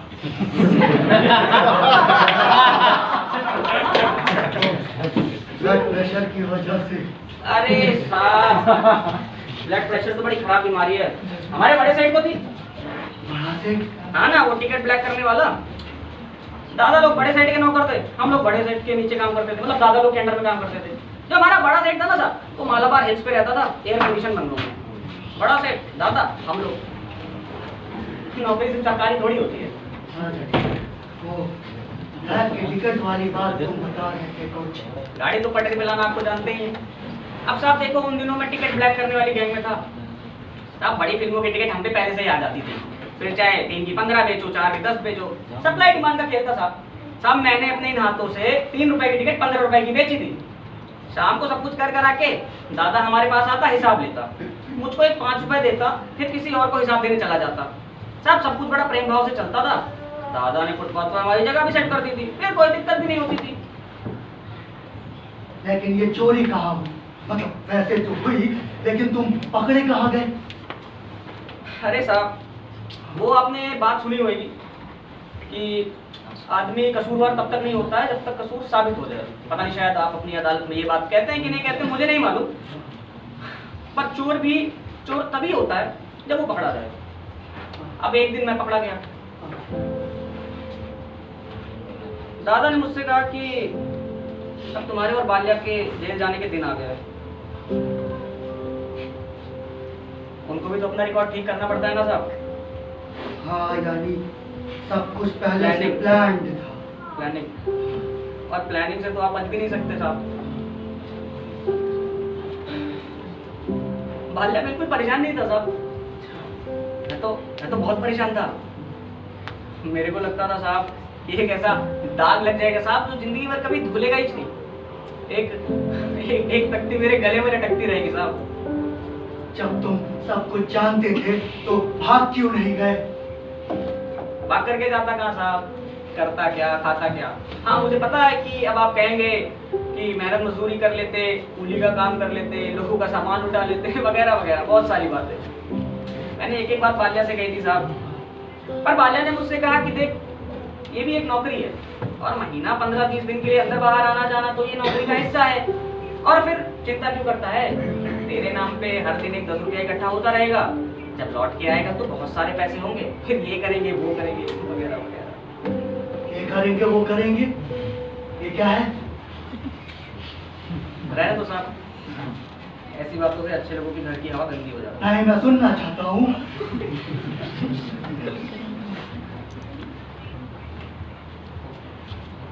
साहब, बाल्या कहता था कि शेर का जीना एक दिन का, और बाल्या ने शोभा रानी को देख रखा था और शोभा रानी का भाव जाने तो साहब ये सही बात मैं सुन रहा हूँ, मैं सुन रहा हूँ, बोलो। बाल्या शोभा रानी के साथ एक रात गुजारना चाहता था और शोभा रानी का भाव था 1000 रुपया 5 स्टार। बाकी तो आप जानते ही हैं, कहानी सीधी है। फिर जेल में कलाकारों से मुलाकात होती है साहब, मेरी भी हुई। अब देखिए फोन ट्राई कीजिए, फोन ने तो मेरा पूरा प्लान अपसेट कर दिया और मैं किससे सुना रहा हूँ जैसे मैं कोई हाथी बताई। और अब और बताओ, मैं सुनना चाहता हूँ। तो क्या मैं किससे सुनाऊं? हाँ तो उसमें क्या आता है? अच्छा सुनाता हूँ, हाँ लेकिन मेरे पास मेरा कोई किस्सा नहीं, जो भी है सब दूसरों का है। चलो फोन ट्राई करते हैं। अच्छा, मुझे लगा किस्सा सुना। चलो कोई नहीं साहब, मैं भी आपका किचन सही कर दूँ क्योंकि कल आपकी बेटी आने वाली है। झूठी प्यालियाँ वगैरह देखेगी, आप पे शक करेगी। आपकी पोजीशन भी ठीक बिल्कुल भी नहीं। अभी तक आप जाग रहे हैं? कमाल कर दिया आपने। नहीं, बस नींद नहीं आ रही है। सुबह बेबी और उसके बच्चे आ। अरे वाह, तब तो आप भी एक हाथ में छुट्टी ले लीजिए। उस वक्त बताइए बेटी राजू के साथ में काम तो लगे रहता है। अच्छा, आपके मेहमान हैं? उधर देखिए, उधर उधर, हाँ उधर वो आदमी सड़क पर पिछले 2 घंटे से वहां खड़ा हुआ है। थोड़ा बहुत यहाँ वहाँ टहलता है, लगातार सिगरेट पी रहा है, फिर हमारे फ्लैटों को देखे लगता है। मुझे समझ में नहीं आ रहा कि उसकी निगाह आपके फ्लैट पर है मेरे फ्लैट पर, लेकिन आपके फ्लैट पर क्यों होने लगी? आप तो जज ठहरे। आपके ही फ्लैट पर क्यों होने लगी? अरे क्योंकि मैं पत्रकार ठहरा, हमसे नफरत करते हैं ये लोग। हाँ, मुझे भी थोड़ा शक हो रहा है। उस आदमी की हरकतें ठीक नहीं। मैं सोच रहा था पुलिस को फोन कर दूं, मैंने सोचा एक बार आपसे पूछ लें, ठीक रहेगा। थोड़ी देर और वॉच कीजिए, फिर कर दीजिएगा पुलिस को फोन। ठीक है, आप भी थोड़ा सावधान रहिएगा। हाँ, ठीक है, अच्छा, गुड नाइट। अरे साहब, फोन किया क्या? आप फोन किया? उधर क्या देख रहे हैं? अच्छा, वो आदमी पीछे कर रहा मेरा। तुम्हारा हाँ, इसमें इतना हैरान होने वाली कौन सी बात? लेकिन साहब मैंने तय कर लिया है, इन लोगों का भांडा फोन कर दूंगा इस बार। सालू ने उस पत्रकार की जान ले ली साहब। और मालूम है आपको, अगर अभी ज्यादा दिन मैं बाहर रहा ना तो मुझे भी मार देंगे। लेकिन मैं कैसे बाहर रहूंगा? आप तो भी फोन करोगे ना साहब? क्या बक रहे हो तुम? हाँ, भंडा फोड़ एक भले आदमी की जान, मुझे तो कुछ समझ में नहीं आता। आपको समझ में आएगा भी नहीं साहब, आपको समझ में आएगा भी नहीं। ये सारे व्हाइट कॉलर क्रिमिनल्स, हम चोर क्या है इनके सामने? मैं मानता हूं कि अगर हम में से आधे लोग गरीब ना हो तो शायद गुनाह भी ना करें, लेकिन ये तो साले लाखों पैसे घर में समाने के बाद भी गुनाह करते हैं और इनकी सजा सिर्फ हमारे बराबर की, हमारे बराबर। लेकिन ये लोग कौन है जो तुम्हारे पीछे पड़े हैं? आप जानकर भी क्या करेंगे? बोलिए क्या करेंगे? अगर एक ट्रक एक्सीडेंट में मैं एक आदमी की जान ले लूं तो कितनी सजा दिला देंगे आप मुझे? Stop it. जी हाँ, एक ट्रक एक्सीडेंट, एक आम आदमी की मौत, एक पत्रकार की मौत।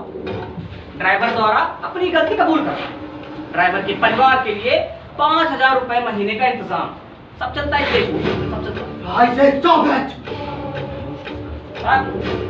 मैं ना चोर होते हुए घिन आती लोगों से, साला पैसों के लिए सब कुछ बेच देंगे, पैसों से सब कुछ खरीद लेंगे। लेकिन एक आधा तो कोई होता है ना साहब जो इनसे दबता नहीं लेकिन अपनी जान दे देता है। क्या क्या भाग रहे हो तुम? क्या भाग रहे हो?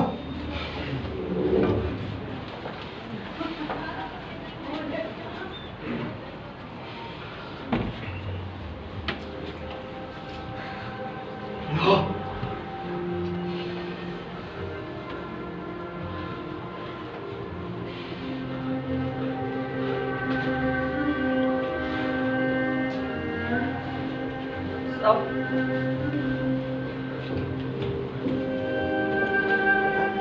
एक चावल में आग लगती है साहब।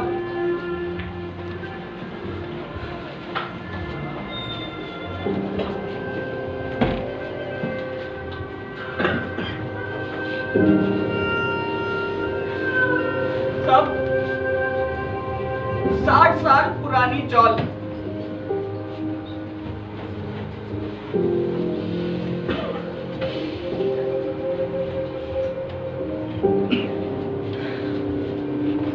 मंजिला इमारत,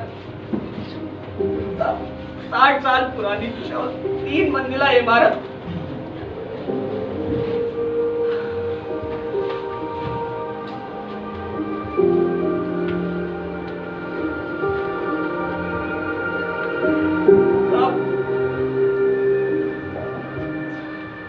सैकड़ों परिवार रहते थे साहब उसमें।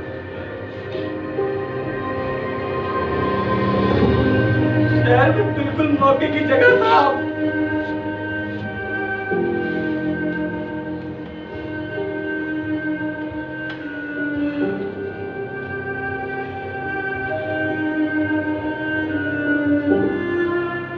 पच्चीस लोग उसमें जल के मर जाते हैं साहब।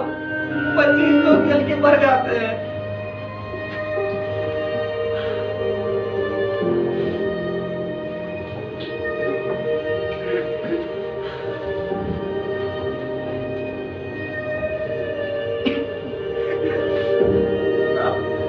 आग बुझाने वाले भी मर जाते। आपने कभी देखी है ऐसी आग साहब? लोग बाहर आना चाहते हैं साहब, आ नहीं सकते साहब।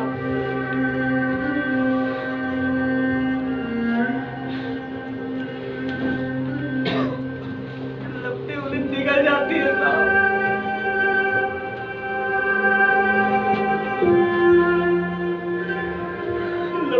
निकल जाती है साहब।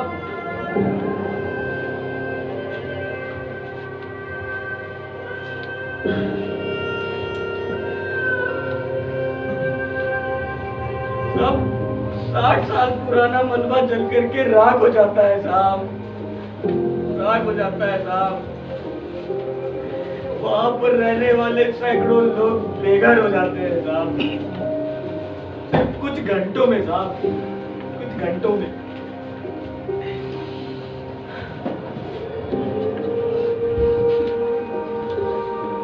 एक दुर्घटना होती है साहब, दुर्घटना का कारण पता लगाया जा रहा है साहब, वगैरह वगैरह।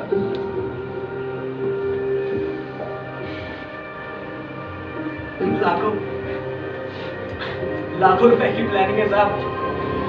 महीनों पहले नक्शे तैयार हो रहे हैं साहब, मालूम है आपको? यहाँ से 20,000 की आमदनी नहीं हो सकती साहब। वहां से लाखों कमाने की बातें चल रही साहब।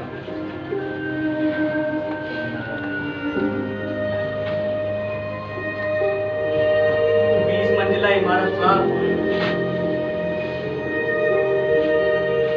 हर एक स्क्वायर फुट कितने में बिकेगा ये भी तय हुआ।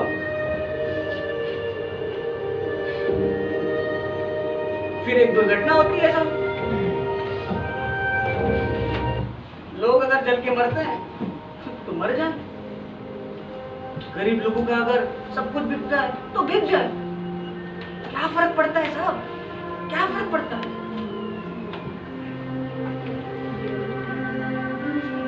बेवकूफ है साहब ये लोग, जो अभी भी कोर्ट की तरह इन बस्तियों में बसे हुए हैं साहब। 500 रुपया स्क्वायर फुट की जमीन पर 20 रुपया महीने का भाड़ा देने की हिम्मत कैसे हो जाती है लोगों की?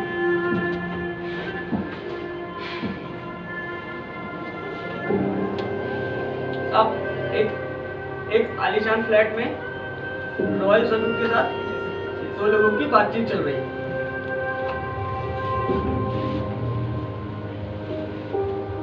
दो लोग हैं साहब वहां पे, एक बड़ा आदमी, एक छोटा आदमी। दोनों उसके चेहरे पर कितना इत्मीनान है साहब, कितना इत्मीनान। बड़ा आदमी कहता है कि कंस्ट्रक्शन तो शुरू हो ही जाएगा, इतनी जल्दी क्या, 2-4 महीने रुक जाओ, वरना फुसूर होने लग जाएगी, लोग शक करने लग जाएंगे। अब वो जो छोटा आदमी है ना साहब, वो बोलता है साहब, उसके चेहरे पर अब थोड़ी सी परेशानी है। वो कहता है कि एक पत्रकार है साहब, हाँ एक पत्रकार है, उसने आग लगने का असली कारण पता लगा लिया। हमें तो डर इस बात का है कि कहीं 2-4 दिन में सब अखबार में ना आ जाए।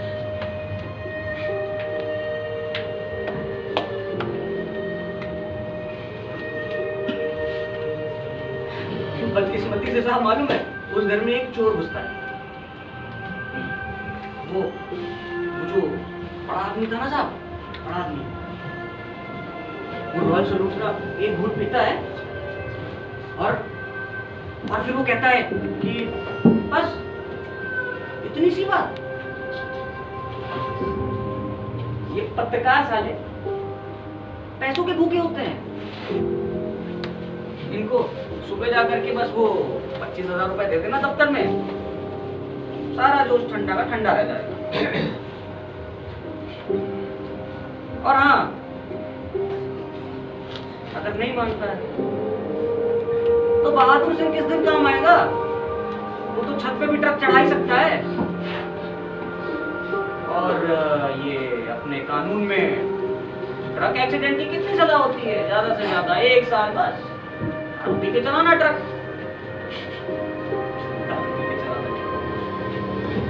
क्या तुम थे उस समय वहां? हाँ बोलो। जी हाँ साहब, मैं सारी बातें सुन रहा था साहब। मेरी जानकारी थी साहब कि उस घर में बहुत सारा काला पैसा जमा है। काला पैसा चुराने में तो साहब मुझे बड़ा आनंद आने लगा था, लेकिन साहब मालूम, इन लोगों की बातें सुनी ना साहब, तो मेरे को लगा कि साहब ये लोग तो बहुत ही खतरनाक आदमी है साहब। ये तो उस पत्रकार की जान के पीछे पड़े हुए हैं।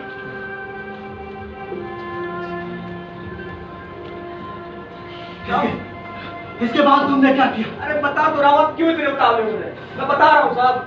मैं जल्दी बताओ, तुम बात को इधर नहीं करोगे, बताओ जल्दी से मुझे। साहब मेरे दिल में साहब उस पत्रकार के लिए इज्जत जाग उठी साहब। मैंने सोचा कम से कम कोई तो ऐसा जो परेशान है साहब। मैं चोर सही साहब, टक्कर सही है, लेकिन मेरे दिल में था साहब इस पत्रकार को जिंदा रहना चाहिए साहब, इसको जिंदा रहना चाहिए साहब। इसके बाद तुमने क्या किया? हाँ, इसके बाद तुमने क्या किया? अब मैं तुरंत उस पत्रकार के घर पे गया साहब। हाँ, मालूम साहब, एक कमरे का छोटा घर है,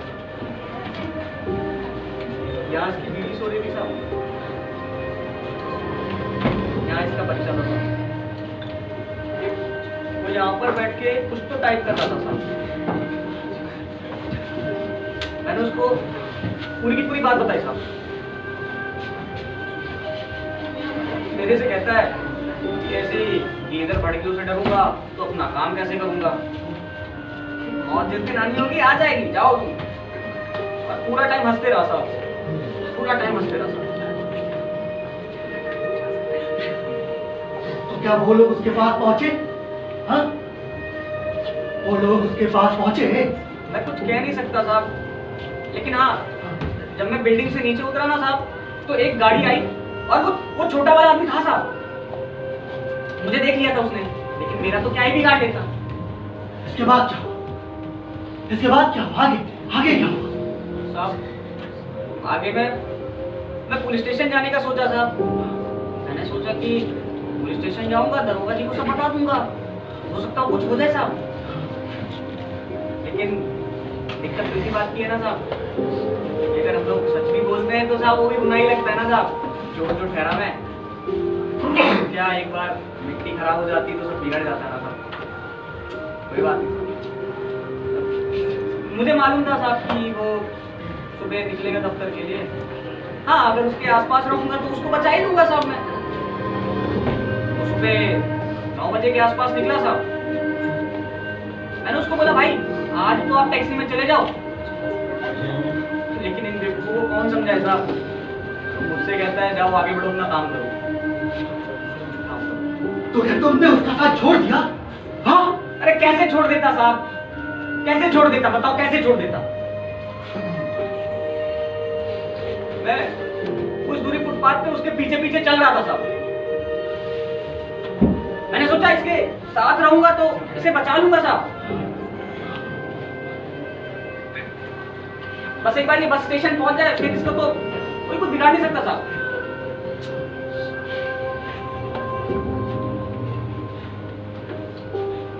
लेकिन साहब तो बस स्टेशन पहुंच ही नहीं पाए साहब। उसके पहले ये ट्रक आया ना साहब, उसको लेके सीधा सीधा हेयर सैलून में घुस गया साहब। उस बेचारे के साथ 4 लोग और भी मारे गए साहब। इनको तो ये भी नहीं पता होगा कि उनका मौत का कारण क्या है। मुझे बस अफसोस इस चीज का है साहब, मैं उस आदमी को बचा नहीं सकता। एक एक्सीडेंट साहब जो पहले से ही तय है, सब कुछ प्री प्लान, और मैं बचा नहीं पाया। लेकिन मेरी समझ में एक बात नहीं आ रही है। वो लोग अब तुम्हारे पीछे क्यों पड़े हैं? अब तो कोई सबूत नहीं रहा। साहब इनको इस्तेमाल करे या ना करे बात दूसरी है, लेकिन सबूत तो रह जाते हैं ना साहब। उन लोगों ने मुझे एक्सीडेंट के स्पॉट पर देख लिया था साहब। देखने से क्या होता है? साहब मैं अरे आपका टेलीफोन ठीक हो गया साहब? रॉन्ग नंबर होगा। हाँ और देखो ना।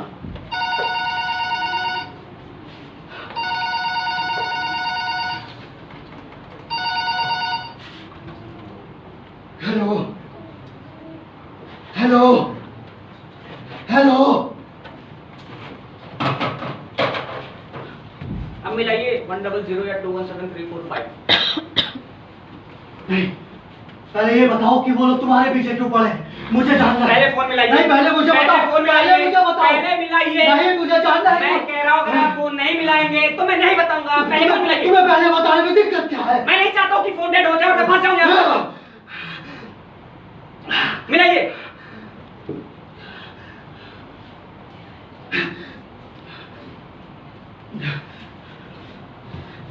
वन 100।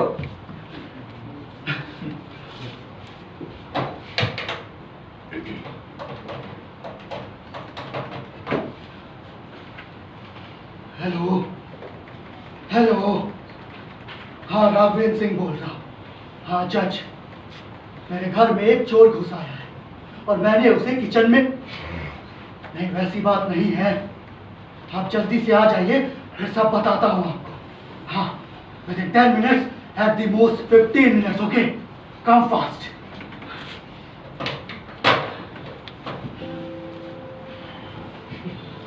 आखिर आपको वो किचन वाली बात कहनी पड़ गई ना।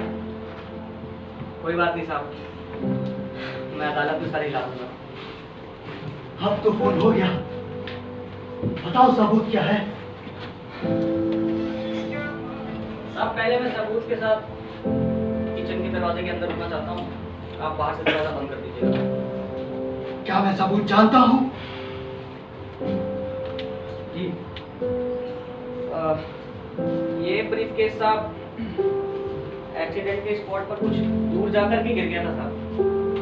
मैंने दौड़कर इसे उठा लिया था, उन लोगों ने इसे देख लिया था। 3 महीने से साहब मैं इसे छुपाता फिर रहा हूँ, लेकिन उन लोग के घेरे बढ़ते जा रहे साहब। फिर अचानक में जेल में वकील साहब की सलाह याद आई, तो ये लेके सीधा आपके घर आ गया।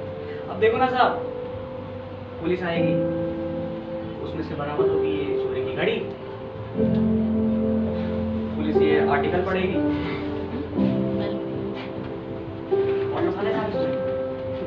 परमात्मा ने चाहा था तो सब ठीक हो जाएगा साहब।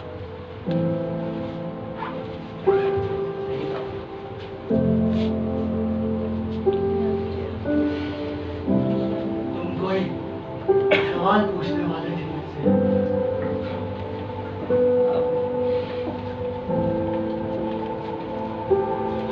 शायद उसकी जरूरत नहीं पड़ेगी साहब, पर हाँ अगर आप अदालत में जब आप गवाह के रूप में आएंगे जरूरत महसूस हुई तो पूछ लूंगा साहब। दरवाजा साहब पीछे से बंद कर लीजिएगा ना, और क्योंकि पुलिस जब आएगी साहब तो मैं भागने की कोशिश करूंगा। तो क्या है ना साहब कि चोर को पकड़ने का मजा उन्हें भी तो आना चाहिए साहब।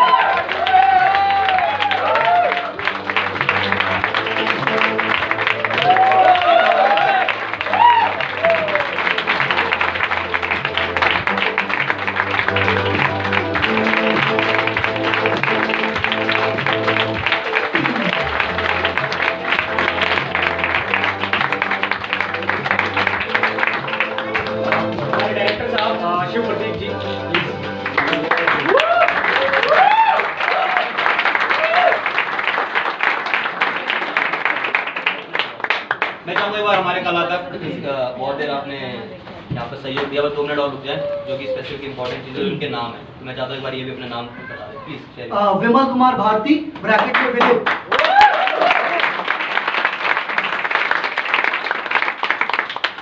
सूरज गुप्ता, पत्रकार के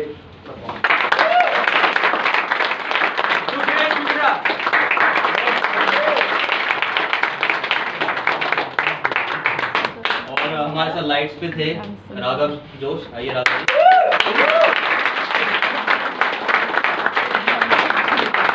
म्यूजिक जो इतना अच्छा प्यारा म्यूजिक आप सुन रहे थे वो था सिद्धांत के।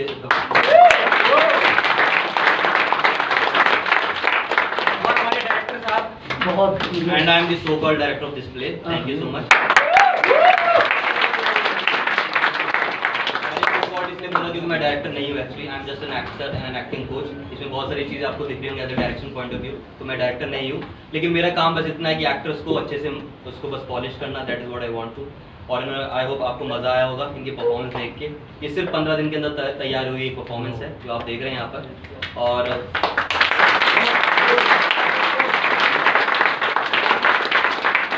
मैं बताना चाहूँगा यहाँ पर स्टेज पे परफॉर्म करना it's not an easy task, first point.